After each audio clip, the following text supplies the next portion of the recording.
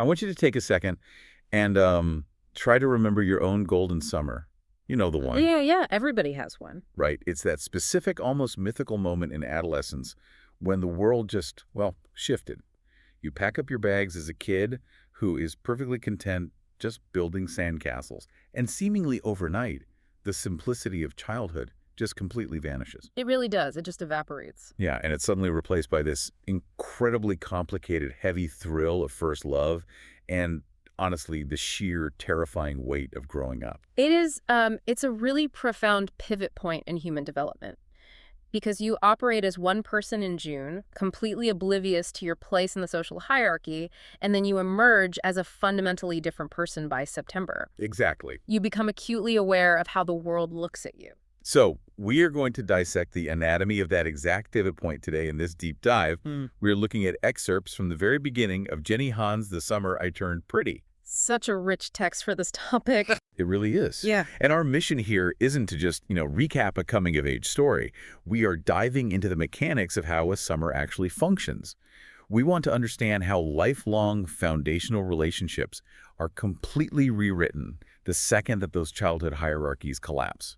Which is so important because, I mean, it is very easy to look at this source material and just dismiss it as a breezy teenage romance. Oh, for sure. People do that all the time. Right. But in reality, it operates as this rigorous psychological study of shifting family dynamics, the formation of adult identity, and ultimately the loss of innocence. Yeah. The characters are trapped in this transitional phase where the rules they've lived by for their entire lives suddenly just they start failing them. And reading through these excerpts, the sensory details completely pull you into that specific environment. Like, you can practically smell the salty sea breeze and the sunscreen. Yes, the nostalgia is so potent. It's so potent. You can feel that anticipation of pulling up to the beach house.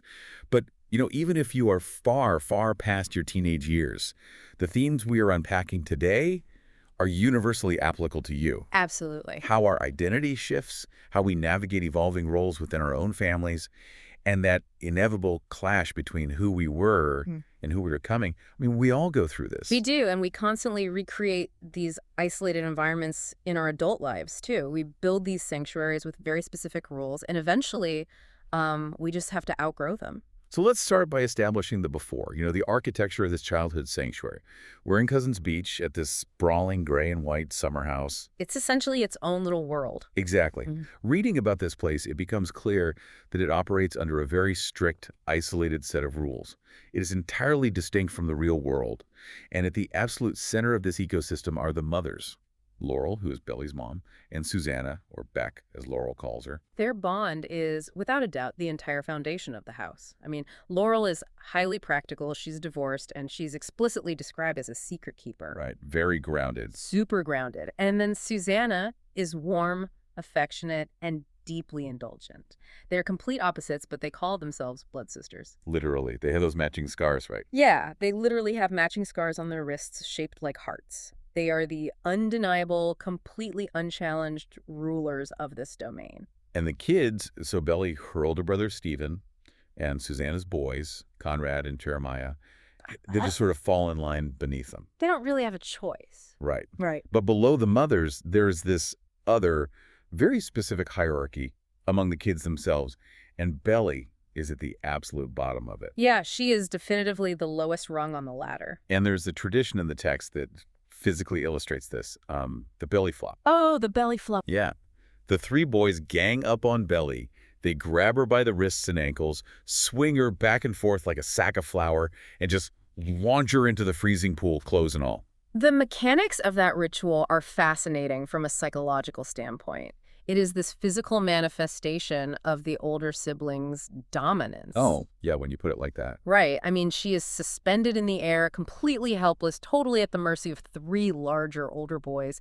It enforces the social order. It really does. It reminds her, violently but playfully, that she is an outsider. She is just, somebody's little sister. It's total social conditioning. And what's equally interesting about the rules of this house is who is missing. Dads do not belong in the summer house. No, they're essentially exiled. Yeah, Mr. Fisher, who Susanna actually wants Billy to call Adam, only visits occasionally. And when he does, he just hands out $20 bills to the kids for something sweet. He's a visitor. Exactly. He's a guest in his own family's summer dynamic. And Laurel's ex-husband, Billy's dad, is entirely banished to this sad, mildew-smelling apartment with his incense, a young grad student girlfriend, and Claude the cat. Think about the power vacuum that creates, though.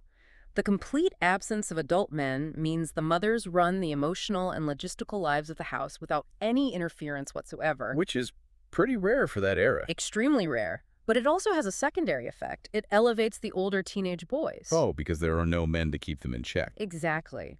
Without fathers around to challenge them or put them in their place, Conrad, Jeremiah, and Stephen become the de facto men of the house. They become these unchecked gods in Belly's eyes. I was thinking about it, and the summer house operates like a snow globe. Oh, I like that analogy. Yeah, thanks.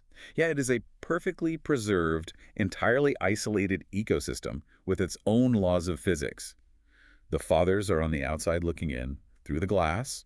The mothers and the kids are trapped inside this beautiful, frozen-in-time bubble where it's always summer, the mothers are always infallible, and the boys are always gods. It's a great analogy, but the defining characteristic of a snow globe is its fragility. Right. It's made of glass. Exactly.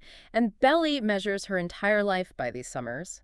She explicitly states that the winter doesn't even count. Yeah, she tries to picture the boys in winter clothes and just can't do it. She can't. Winter is just a waiting period until she can get back inside the glass. And by placing so much weight on this isolated environment, she treats 9 months of the year as a layover. She creates this completely unsustainable idealization of the beach house and the boys. So a collision with reality is inevitable. But snow globe doesn't actually shatter from an outside force first. It cracks from the inside. Because Belly changes. Yes.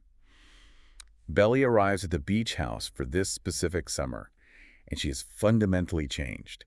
She's ditched her glasses for contacts. She has finally grown into her body, and the boys' reactions are immediate. They really are. Conrad gives her a quick glance over the way boys do at the mall, which is such a specific loaded description. It's a very teenage boy reaction. Yeah, and Jeremiah does a literal double take and just states that she looks, quote, different. The catalyst for the entire narrative is this physical transformation. The established hierarchy we just talked about is completely upended the second she steps out of the car. She is no longer invisible. I want to challenge the title concept, though. You know, this idea of turning pretty. Okay, let's hear it. Is this actually empowering for Belly, or is it a trap? Because the text shows that the exact moment she finally gets the boys' attention, she becomes hyper-anxious about her body and her status. Yeah, that's true. She starts wearing baggy shirts and these high neckline tankinis because she is terrified of her brother Stephen teasing her about her new body. Well, it is the ultimate double-edged sword of adolescence. The transformation grants Belly visibility. She's finally seen as a peer, or at least a potential romantic interest. Really? But the cost of that visibility is her childhood freedom. For the first time, she is an active participant in the male gaze. Yes, to curate herself. Exactly. She wants to be seen as a real girl, but she utterly hates the vulnerability that comes with it. She can no longer just exist. She has to perform. But, you know, she does find a way to weaponize that new performance pretty quickly. Think about the belly flop scene this summer. Oh, that's a brilliant pivot point. Right. Instead of crying and running to her mom like she used to do when they swung her by her ankles, she plays along. She gets thrown in, but then she pretends her ankle is hurt.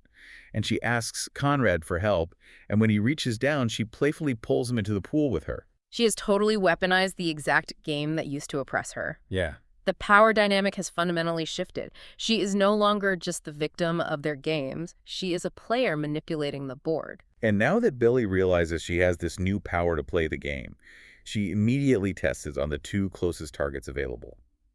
But the way she approaches Conrad versus Jeremiah reveals a completely different psychological need. It's a fascinating contrast. Let's look at the duality of these brothers. First, you have Conrad. He sits around listening to Pearl Jam's Black on his headphones. He mysteriously quit football, he smokes cigarettes by the pool at night, he smells like the ocean, and he just went through a breakup with a girl named Aubrey. He is like the absolute archetype of the unavailable, brooding teenager. Totally. And Belly is obsessed with him. She shares this memory from when she was 12. Conrad takes her to the boardwalk, and she thinks it's a date. Oh, that scene is so tough to read. It is. Because he completely ignores her to flirt with the ring toss girl, Angie, who is wearing these tiny yellow shorts. Then, almost as a consolation prize, he wins Belly a stuffed polar bear that she names Junior Mint. That stuffed bear is